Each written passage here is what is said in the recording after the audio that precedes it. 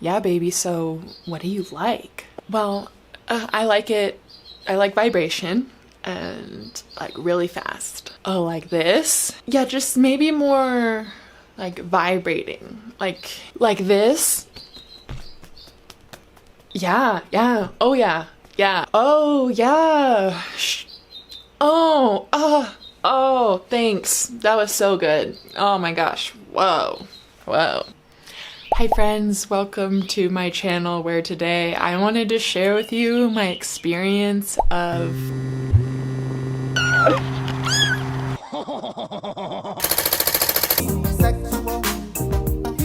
Yes, that's so right. And I'm gonna start us off with a much needed disclaimer that this is just my personal experience with vibrators and the female orgasm, and I'm fully supportive of anybody who wants to use a vibrator and sexual positivity, and in no way am I saying that anyone should or shouldn't use a vibrator. But I am deciding to share my very personal, intimate experience very publicly because I feel like this kind of transparency is really needed to continue down this road of sexual healing. Sexual healing, baby, is good for me. Okay, let's start from the beginning. The whole universe was in a hot, dense state that nearly 14 billion years ago expansion started. Wait.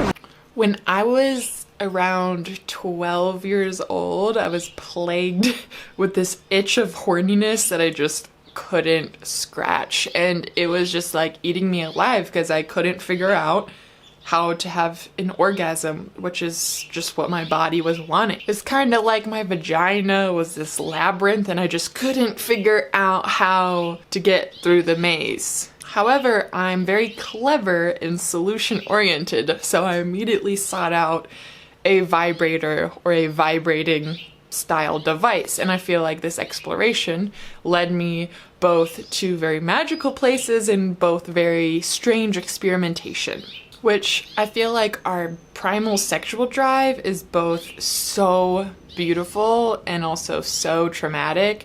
And so the more communication we invite, the more consent, the more we step towards that healing and beautiful side of the sexual drive. Anyways, the female orgasm is kind of hard to define. There's clitoral, vaginal, some people get off just by squeezing their nipples. That's hot. That's hot. That's hot. And I feel like all of these different sides of the female orgasm make it like this magical, mythical creature that we're all searching for. And in my life, I've not been separate from that search party. Like, sincerely, until the past 2 years, I actually felt jealousy for my friends that kind of had it figured out. And usually they were gay friends because they're just like super up close with the clitoral interface, I guess. And so to get off, I used a vibrator for years and years, like a decade, I guess. And of course, physical intimacy with another person is really hard to replicate and it's so special. But I mean, once you use a vibrator, it's like the difference between walking and flying. One takes a lot of legwork and effort and you gotta be there with it, and the other one's almost instantly taking you somewhere. At least for me. I feel like my experience with a vibrator taught me a few things about myself. Number one, if there's a vibrator around, I will use it, and I won't just use it, I'll use it every day, and the time that I use it for increases and the interval increases, and it's kind of like having cookies or cannabis at home. Like, if it's here and anything stressful arises, I will be using the vibrator. And I notice kind of this tandem interaction when I had disordered eating where I would feel like I wanted to binge on food, so then I would go use the vibrator instead, hoping that would like release some energy and I would get super overstimulated and, you know, get off, do the whole explosion thing, and then I would still just go binge. And so just recognizing the way that those two behaviors worked together kind of showed me that I was taking refuge and hiding and binging in my orgasms in this vibrator. Like when you use a vibrator on this very sensitive part of your body, it's both earth-shattering, but then also just like so stimulating. And in a way, it's a good thing because it can distract you, I guess, from life. Like you basically like leave this reality, but then you still come back and then you still have to deal with what's going on. So it's kind of just, for me, been a mini escape. And the second thing that I learned was that if I base my pleasure stimulation off of artificiality, then my spectrum becomes skewed. That's a really complicated sentence, and my friend told me to stop using complicated sentences on YouTube videos, but think about it like this. If I have sugar in my coffee every day, then my pleasure and my energy spectrum is based on this like fake addictive stuff, I guess. And so if every day I'm putting sugar in my coffee and then the next day I'm not adding sugar in my coffee, or I'm not having coffee at all, I'm gonna feel like there's something missing and there's just gonna be kind of this void. It'll be just really hard to scratch that itch. So then this brings me to number 3. If I'm using a vibrator and I don't know how to get myself off, how am I gonna communicate with a partner the vaginal map to my pleasure? I don't know. Boys are kind of clueless and making it up. So when they're asking me like, oh, what do you like? And I'm just like, well, I like when you vibrate very quickly in one-ish space, and I come and I finish very quickly. Then they're gonna be at a loss. Like if I can't communicate what I like because I haven't explored my body myself, they're not going to know what to do. And even if they do know what to do, and even if they somehow make you come, then you're going to be dependent on them for your sexual pleasure, and you lose that autonomy because you're like, I don't know how to do it, but they do. And then there's going to be like this weird attachment to that relationship. And of course, a sexual partner brings in something that you can't necessarily like replicate just on your own, and it makes it very special. But if you don't know how to get yourself off, and you're dependent on this person making you orgasm, and you don't know how to communicate to a new partner what you like, then that just seems like an unhealthy dynamic for me. And communication is so sexy. Like the more consent, the more communication we can offer in physical intimacy, the more we can get to know each other. And the way that we get to know each other starts with us getting to know ourselves and taking that time to become comfortable with our bodies and listen and have a dialogue and communication between ourselves and our bodies. Okay, so that was a lot. And I got rid of my vibrator and I started having the best sex ever. And I mean, I'm not having sex with anyone else right now because I'm single, but with myself, intimacy is better than it's ever been. I know how to interface with my sexual pleasure. I know how to please myself and be with myself, and that just makes my life and my relationship with my body so much juicier. And to deepen this conversation around the vibrator, I wanted to share some things that have helped me understand my own female orgasm, and it might even help the random dudes that have made it all the way to this point in this video. I feel like the overall message of my advice is to just take your time. You can't rush the female orgasm. And once you start rushing it, it's kind of like this cat. You're approaching it too quickly, you're wanting it to be something, and it'll just dissipate. It's like super elusive, and you just kind of need to be present with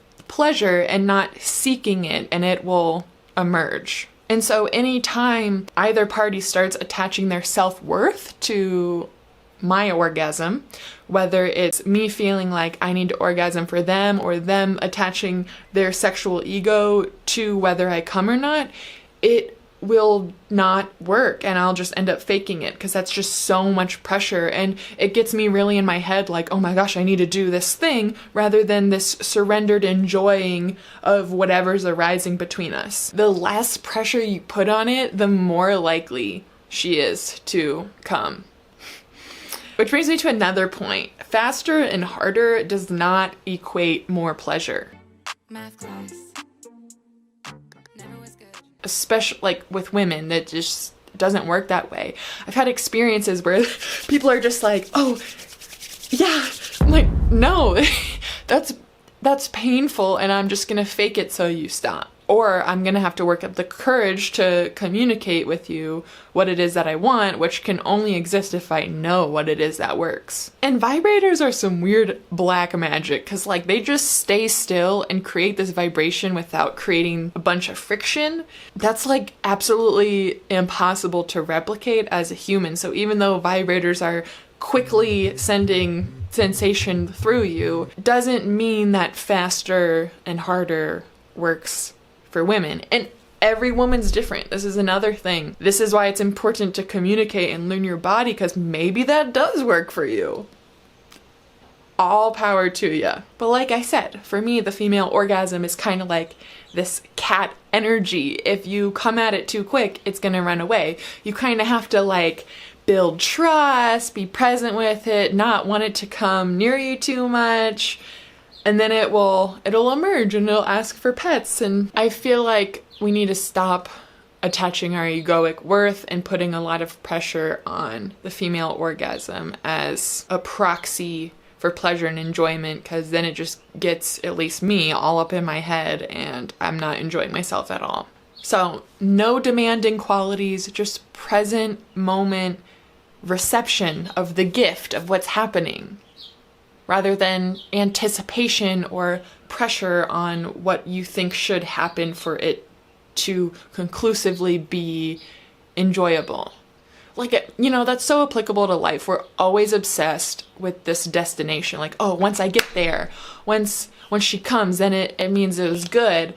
But like, enjoy the journey. Enjoy the journey of pleasure. Just stop putting so much pressure on the destination and enjoy what's happening right in that moment. Whether you use a vibrator or not, I think that it is just so important that we spend intimate time with our bodies, and I feel like self-massage and masturbation are really quality tools for self-love. If you don't know how to wine, dine, and